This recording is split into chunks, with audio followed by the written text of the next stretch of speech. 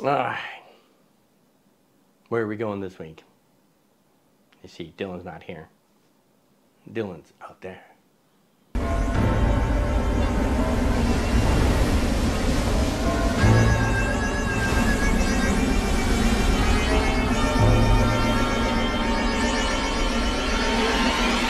Where are we going this week? Back to Japan. That's right. I'm turning Japanese, I think I'm turning Japanese, I really think so. And why Japan? Well, because we're going back in time to visit a company called Auto-Topcor. Over-the-top rendition of the Japanese accent. Otherwise known as Topcon, who used to, they don't anymore, but they produced lenses called Topcor. And I've got a couple Topcors, 58mm Topcors. I've got a 58 1.8 and its big brother, the 1.4. Holy crap! So they're both 58s. They're both from Topcor. Are they the same, or are they different? Same, but different. Well, that's what we're going to find out together. So, grab yourself something to eat or drink, get yourself comfortable. Talk it out, man. And let's get it on.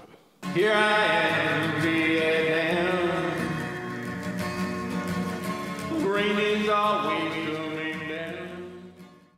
This is Camera Talk with Dr. Scott and his little co-host Dylan, who's outside again watching that French channel. Je ne savais pas que vous étiez amateur de messagerie rose. Vous êtes comme tous les patrons. Ça vous excite. Seems he's a little addicted to what's going on that channel. But hey, that's Dylan. So anyway, just as the intro says, what are we doing this week? Well, last week we talked about, looking at a Topcor lens against a Olympus lens. Well, since I had the Topcor out and I noticed my other Topcors sitting there kind of waving at me going, hey, what about me? What about me? So I kind of took a look at them and said, well, I've got my 58 1.4, which I've talked about many times, and broke them and cleaned them and fixed them and all kinds of other things. And then I have my 58 1.8, which I've also done a video about this too, but I never talked about them in the same sentence before. Whoop-de-fucking-do! So that's what I'm going to do today. I'm going to talk about my 58s, and we're going to talk about the 1.8 and its big brother, the 1.4. Since they're both the same focal length, but just a little aperture difference, are they the same thing, or are they different? Same, but different. They're not the same. What? No. And that's what we're going to go through and talk about why. Now, there are obviously similarities between the two, but we're going to go, head to head with these things to see, really which one's better at what, and who should use them for what, and so on. So let's kind of dive into it a little. Now, before I get into individual lenses, let me first talk about, on the lens cap here, we have a name, Tokyo Kogaku, Japan. Now, this was before it was actually called what it is today, which the company is called Topcon. Now, Topcon no longer makes these things, and that stopped many years ago, actually in the 1980s. They said, all right, no more of this photography crap for us, we're out of here. So today they make surveying equipment and other optical stuff, but nothing to do with photography. They got out of the business a long time ago. So they're still around, Topcon, but they're just not doing this. So, they started, way back in Tokyo. One ticket to Tokyo, please. You know, 1932 was their first real foray into the photography world, you know, producing their first camera. Yay! And so forth and so on. You know, they worked their way through the system, and in 1953, they decided that Tokyo Kogaku was a lovely name and all, but they decided to call themselves Topcon. And they produced their first lenses in the Topcor line in 1954. Now there was another Kogaku company out there, and Kogaku's optical company, called Nippon Kogaku, who today is called Nikon, or Nikon, depending on tomato. Potato. Tomato. And you know, they were kind of little rivals back during Second World War, whereas in these guys, the Tokyo Kogaku was supplying lenses for the Imperial Army of Japan.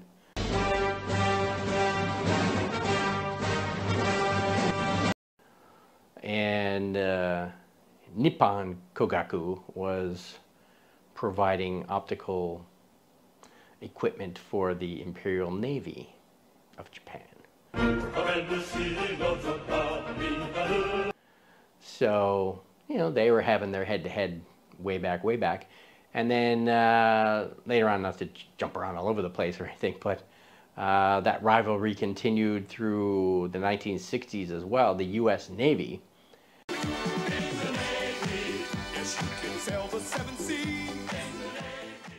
decided to, you know, equip their forces with Topcon equipment versus the Nikon equipment. And again, Nikon was kind of the ones considering themselves top of the line back then, but the U.S. military decided that, hey, these things were actually a little bit better than the Nikons. Get the fuck out of here. So anyway, that's a little bit about where, you know, that all came from. You know, in 1963, the Topcon company came up with a camera called the RE Super. Yay! Super. And these are the lenses that they designed for that. Now this lens here, the 58 1.8, was what would today be called a kit lens. This came with the camera itself, and then of course you would have to buy the 1.4 separately, you know, if you wanted that. No shit, Sherlock. But the RE Super was again what caught the attention of the world, because it was the first camera to incorporate metering, the light metering through the lens. So they were the first, and then, you know, Nikon and Pentax, everybody copied from there, but they were the first to do so. And in the U.S., they rebranded and sold the camera system under Bestseller. Yay!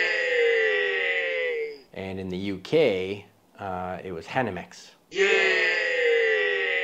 Was the name brand that they used for that. So if you ever see a Bestseller or a Hanimex camera, obviously analog film camera out there, it's actually a Topcor. You know, they just rebranded it. Anyway, that was that. And as I said, they were great at producing great equipment, but they weren't so great at marketing and selling their equipment. So they suck. They just suck.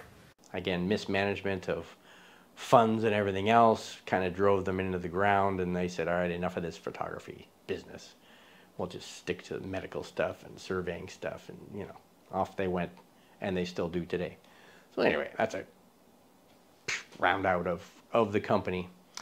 You know, one of the things, I guess, the claims to fame of these things too, I mean, you know, these are over 60 years old. At least we're not fucking idiots. And yet they you know, they turn as smoothly as if it, you know, would just pull it out of the box today, kind of thing. So again, talk about some great engineering, great craftsmanship. They were one of the first manufacturers to use rubber grip for your focus ring. Now, many lenses out there that used rubber back in the day, which was the science behind the engineering formulas for rubber back then, weren't the greatest. So a lot of them are kind of beat up, and you know, the thing falls off or disintegrates or whatever. Mine are in pretty good condition. You know, both. Actually, I have two 1.4s. They're both in pretty good condition for being, again, over 60 years old. So very nice. So doing again a head-to-head on these things. Construction-wise, they obviously were inspired by the lenses coming out of Europe, especially Germany, in the day, and you know, everybody was competing with Carl Zeiss and Leitz, who's Leica today. So you know, all the Japanese manufacturers were kind of basing a lot of their designs off of that. So this one, the 1.8, was actually very similar in design to the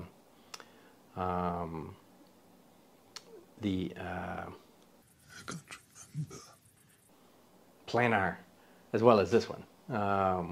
But they were still differences, even though they were designed that way.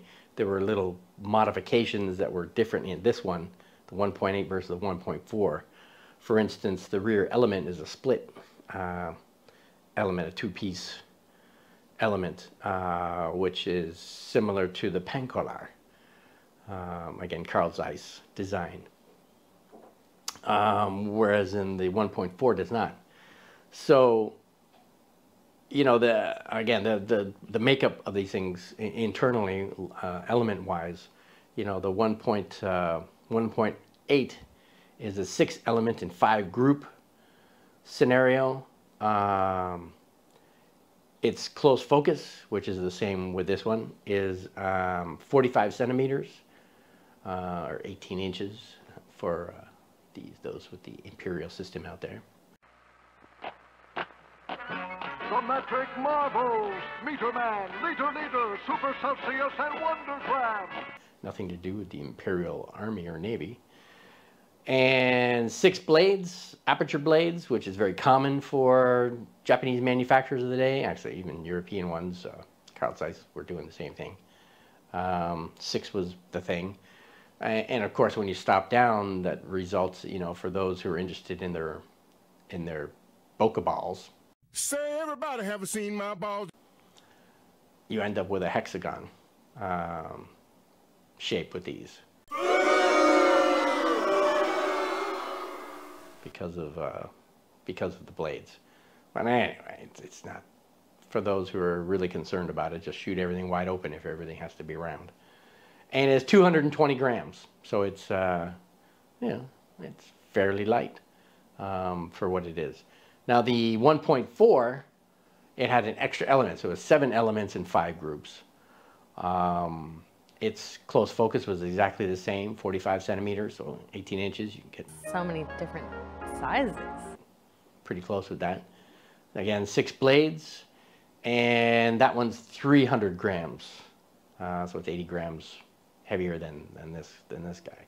And as I said, it was designed or inspired by the Carl Zeiss planar, and but that's nothing to be ashamed of. Hey, it just goes to show that Carl Zeiss was doing something right if everybody wants to copy them for things right. Anyway, but the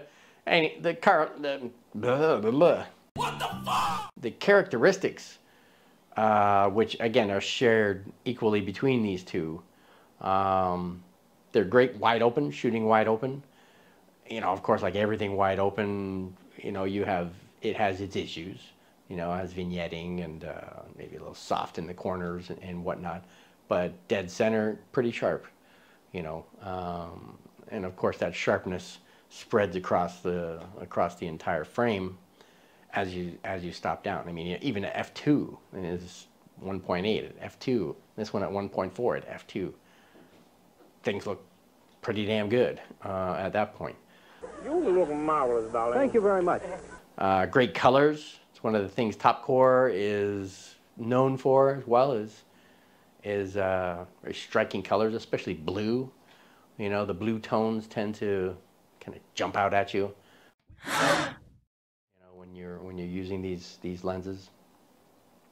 Bokeh, which is the quality of the out of focus background, is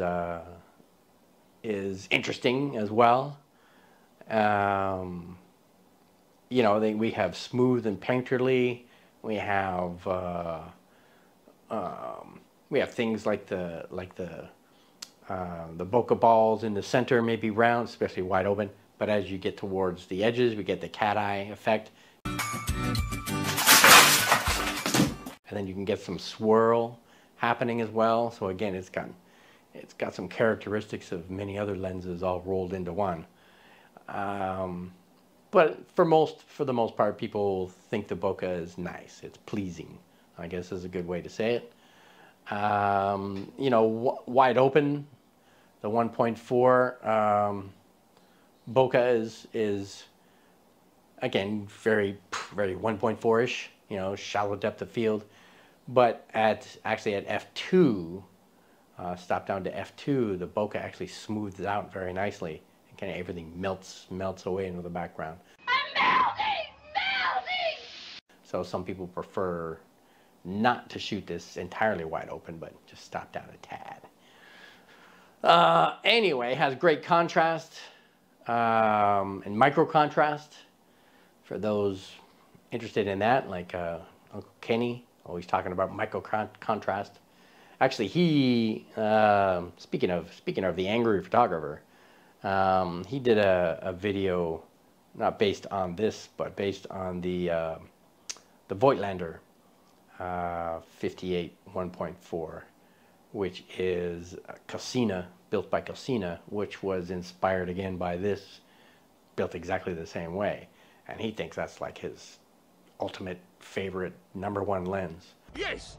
So that goes to show that this lens itself was pretty darn good for Cosina to decide that, hey, we want to build this thing and share it with the world. So so if you can't get one of these, get yourself a Voigtlander 58 1.4 and you'll be happy. You'll be happy with it. Anyway, has great image quality. And back in the day, it was actually quite the competitor against the Biotar. Again, something everybody was all high about. The Summicron from Lights, or Leica. And the Planar, which was, again, in the 1960s, the Planar was the one everybody was after. If you remember the Pentax, or Asahi Takamar. 51.4 was called the planar killer, because everybody wanted to knock planar off the top of the mountain, so to speak.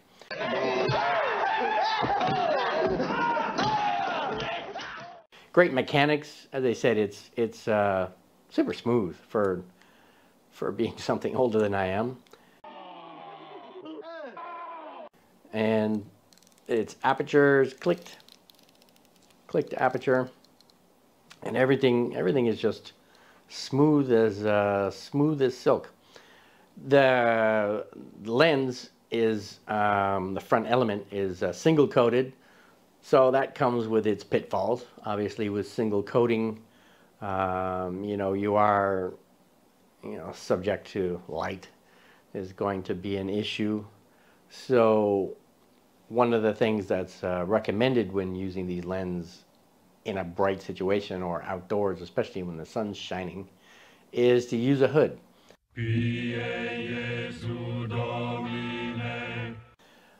Because as soon as that sun gets into the lens, you're going to see all kinds of flares and deal with it. Okay, and you're welcome. Your contrast will drop right off. Veiling, is going to be an issue. Because the 1.4, that front element is so large, like any ghosting and things like this are going to, again, rear their ugly heads. Ew! So use a hood. Use a hood. That'll take care of it. Actually, I have a ND filter that I use on my 1.4 here because I like to shoot. Yeah, you know, I'm again using this wide open, but in the daytime, you know, in the bright sunny weather outside, I'm using an ND filter where I can block out sunglasses for your lens type thing, so I can keep it wide open.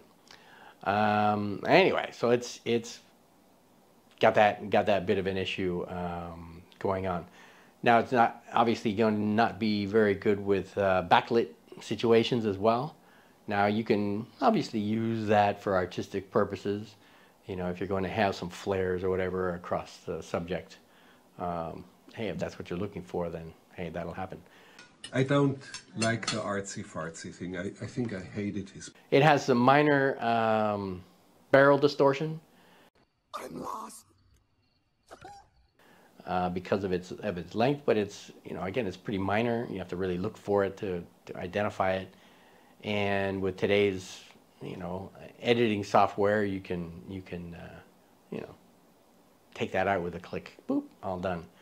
It also, it's pretty well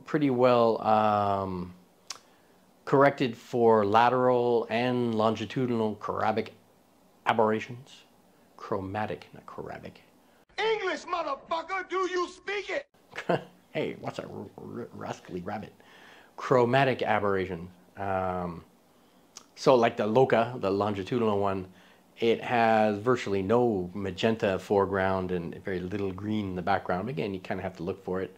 Under bright backgrounds, you know, with your subject against the bright background, that chromatic aberration with the purple fringing, maybe there, but again, it's not like in your face kind of thing. You kind of have to look for it. So it's pretty well controlled for something that old, you know, which is pretty good. What you doing, Dylan? Huh? What's Dylan doing out there? You're not breaking anything, are you? You're gonna play house? Okay. Where are you building your house? You're building your house under the table? Okay. So, what are these good for? What are they good for? Taking pictures, obviously. Well, again, the wide open, last thing before getting into that, wide open, these things do tend to have a bit of a glow. That was my skull. I don't know if you've heard of like the Leica glow type of thing. These lenses have the same thing, there's a little glow to them, wide open. But again, the 1.8 is ideal for an all-rounder. I mean, just a walk-around lens. Everything is super sharp. It's actually sharper through testing, sharper than the 1.4. So a lot of people will actually seek out the 1.8 over the 1.4. Now the 1.4 has its obvious advantage of being a 1.4. It's got what's you know, termed to be magical, something magical about it. They're magically delicious. When you're using it for photos. Now something like landscape, you know, again, walking around, taking street scenes and everything else, this is going to be your go-to, the 1.8. But if you're like me and you do a lot of portraiture and whatnot, the 1.4 is going to be the lens of choice in that regard. Just because, again, that 3D pop, you know, again, the way that it renders its background. And so on, you know, it's one of those cult favorites out there, the 1.4. Everybody wants one. Drink the Kool-Aid. And as I said, I fell down that rabbit hole too. I wanted one, so I got two. So I have two of them. And if you'll see one of my other previous videos, when I first got this thing, I wanted to clean it. Are you going to come in and talk to us? Huh? You can come over here? Oh, you want to sit over there? There's another chair in the corner here. He wants to sit and watch from there. That's fine. You sit and listen to Daddy, okay? Listen and learn. What, you want to learn something? Yes, I do.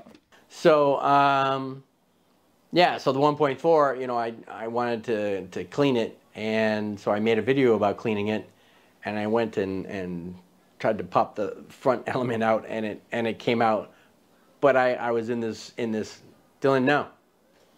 I was in this motion of tapping, and it came out on the first tap, and then I continued to tap, and as I tapped down on the lens itself, I chipped a piece of glass off the very edge of the lens. You know, my teeth curled, and I realized, like, oh my God, it's not like you can go out and just buy one of these, you know, go down to the store and grab another one and replace it. So I'm just thankful it didn't like crack in half or anything else. It's a very, like I said, it's a very corner of the lens, so you're not going to, it's not going to have any effect on the quality of your image or anything. But, you know, again, because it's still there, it's a little chip taken out, there is, you know, that possibility of allowing foreign invasion or moisture or whatever might be able to creep in there. So generally I keep an extra lens on top of it, whether it's an ND filter or a UV filter or something, to try to keep the elements off the element. Anyway, so that's all I got to say about that. So let me get you what I normally do is take a photo of my Canon M50, which I use to record these camera talks, and just to show you what it looks like from here, and almost maybe 2 meters from the lens. And I try to focus in on the writing on the nameplate on the EFM 15-45 kit lens that's on there, and just see how sharp I can get the writing. So let me do that for you right here. And that looks good right about there. All right, ready? 1, 2, 3.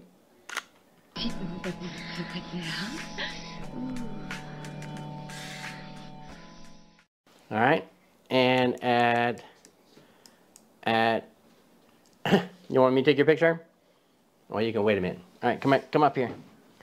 No, come here. Jump off to the side. So, oh, geez, you get heavier all the time. Yeah. So, say hello, everybody. Hello, everyone. How are you? Say, how are you? Okay. All right.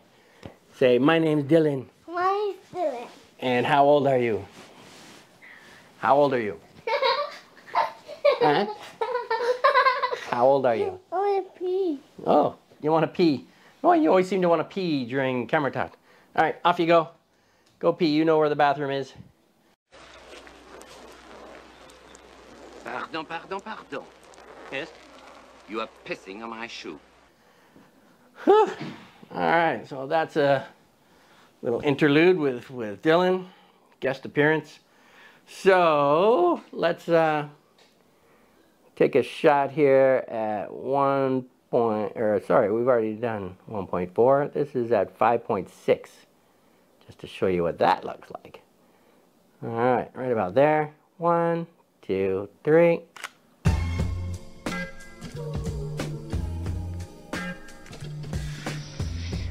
Okay, so that is the 1.4. Let's swap. You what? Okay, go ahead. You don't have to tell me. Just do it. He wants to poop, by the way. Holy crap! You don't need my help. You can do it. You're a big boy. Big boys always poop by themselves.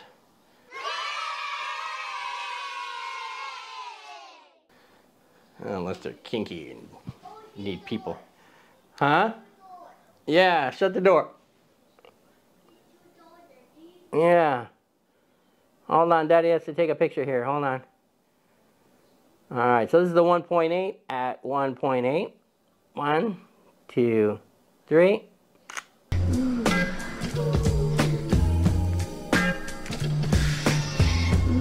And 5.6, just so we can match the 1.4. All right, right about there. 1, 2, 3.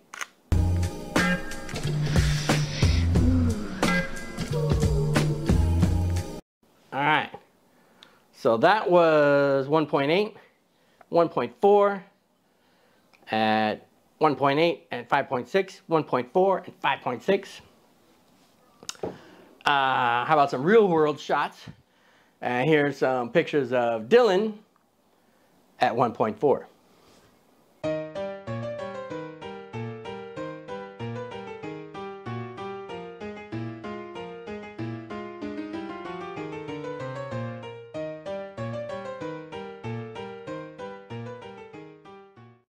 Right, what do you think, Ken? And how about Dylan at, let's do 2.8, just so we don't get, just to show you just the difference between 1.4 and stop down a little. So 2.8.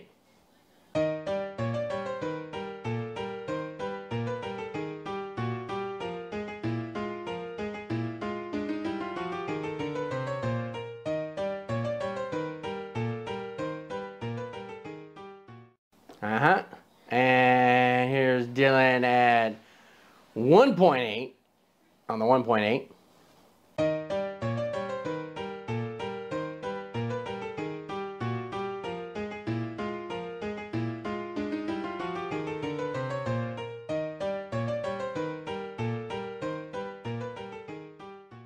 And here's Dylan at 2.8. Here, hold on, put your pants on, mister. Can't be naked on YouTube or they'll ban my video.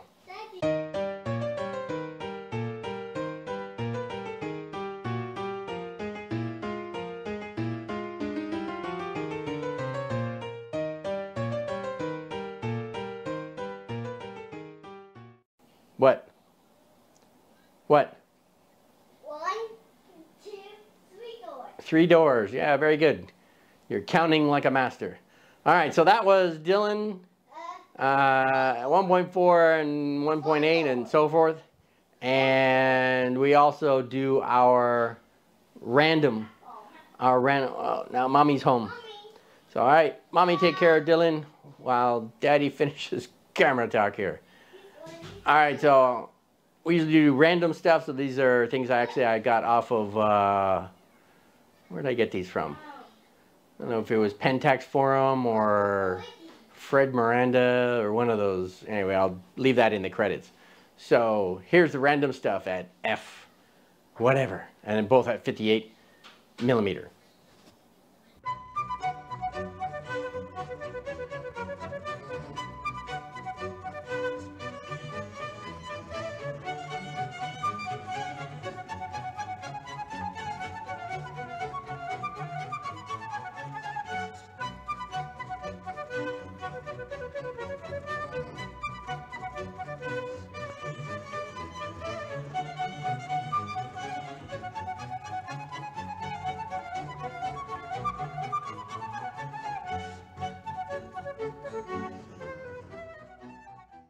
Okay, so that was the samples. That was the random stuff. What do you think? They're legendary, aren't they? Yeah. Again, you can't. It's hard to compare these to other lenses. I mean, look at that. Woo, look at the 1.4. It's a beauty, and the big giant front lens like that. Woo, front element. Very nice. Very nice. With that evil little chip in the corner. Evil! Evil! This is the one I chipped. My other one's over there. But anyway, can I recommend them? What do you think? Yes! Yeah, baby. Again, if you're into portraiture like I am, you're looking for something special. Well, isn't that special? You know, this one's very similar, like really similar to the one I did a couple weeks ago, the Minolta 58 1.2.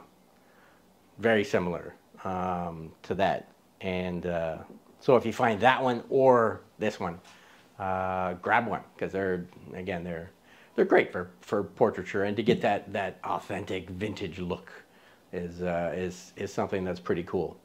You know, again, if you're looking for something a little more budget friendly, cheap bastard. You know, for maybe a couple $100, the 58 1.8 is going to be your baby. And if you're, you know, using it again as an out and about, or if you're out taking, you know, photos of flowers or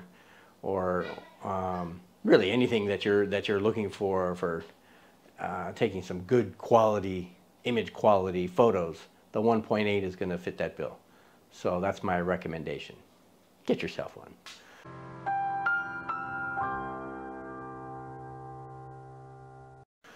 Anyway, other than that, how about I do my little plug for the photo editing software that I use, which is Luminar.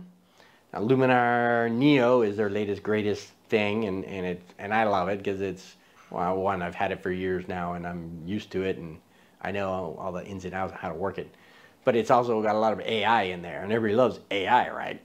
This mission is too important for me to allow you to jeopardize it. Because it speeds up your workflow, makes things easier for you, and that's something I'm into, is anything to make my life easier. I'm into that. I mean, if you've got yourself a Dylan at home, you know that anything easier is a bonus. Fuck off! So anyway, but it's got all kinds of bells and whistles, all kinds of great, you know, AI features, you know, got things like spot and dust removal, or power line removal, or scenery lighting, or masking AI. You know, if you click on that and you want to mask out like the mountain or the cabin in the corner, or whatever, you just click on it and it'll mask the whole thing. It figures it out instead of you having to brush over everything. It's pretty cool. Holy crap! And it's the same with those other things I just mentioned. It analyzes your photos, and it removes the spots or removes the power lines or whatever without you having to really do anything. That's pretty cool. I like stuff like that. They have a new one that's coming out next month that I've already pre-ordered, so I got it at a bargain basement, you know, discounted price for life. You know, again, you can subscribe and pay monthly, or you can just buy it outright, which I do, because again, if you get it economically priced, you're good to go. So I did, and it's a portrait package, and it's called Aperty, and it looks pretty cool for, again, the things that it can do with the click, click, click, click here and there, instead of the old way of spending a lot of time editing your images. So anyway, that's all I'm going to say about that. You know, the video is already long enough. But if you want a discount on that, click below. There's a link in the description below. It'll take you to Skylum, who's the name of the company producing this thing. And they're located in Ukraine. And everybody knows what's going on there, right? So it's, you know, you'd be doing them a favor as well while they're being bombed and droned and whatever else. And keeps them going, keeps them inspired. So anyway, get yourself a copy if that's something you're into. Other than that, well, how about you help support our channel? And I don't mean financially. Oh yes. But I mean, you can support us by getting us out there more, and, you know, get us exposed.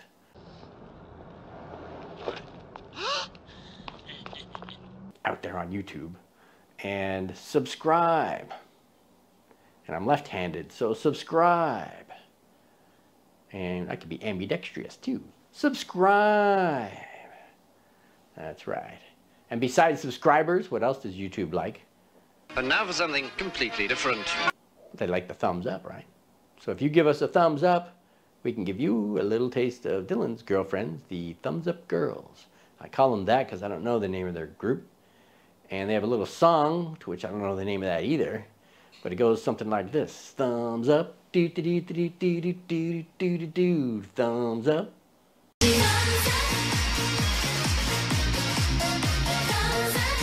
Yeah, aren't they cute? He's got the thing for the blonde right in the front there.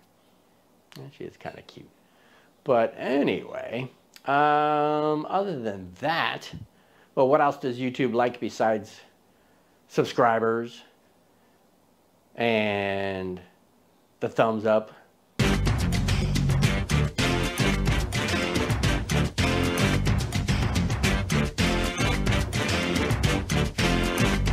Well, besides that too, they they like you to watch the videos. Watch them all the way through. Don't just watch for 5 minutes and then move on.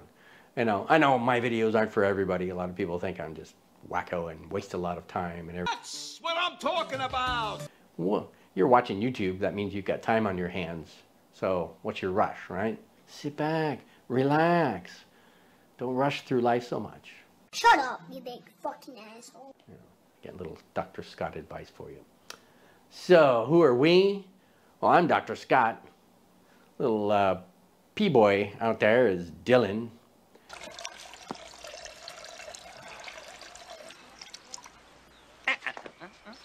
Wait for the shake. And collectively, we are all Modesty Photography. And we're here to talk about tips and tricks about photography, vintage lenses, vintage cameras, camera systems, modern stuff, old stuff, you name it stuff. We'll talk about it. What are you waiting for, huh? And we do one of these every Friday, at least we try to, and that's Friday Vietnam time.